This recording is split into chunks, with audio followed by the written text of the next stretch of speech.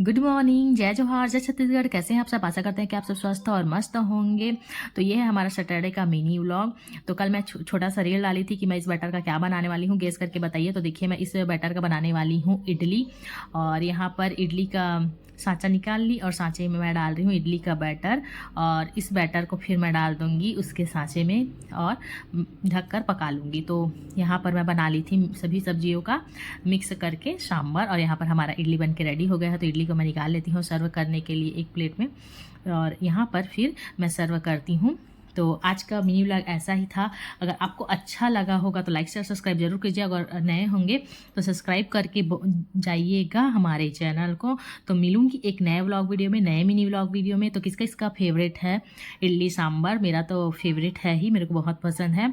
तो कैसा लगा आज का मिनी व्लॉग, इडली वाला मिनी व्लॉग? कमेंट करके ज़रूर बताइएगा। मिलते हैं एक नए मिनी व्लॉग में, तब तक के लिए जय जोहार।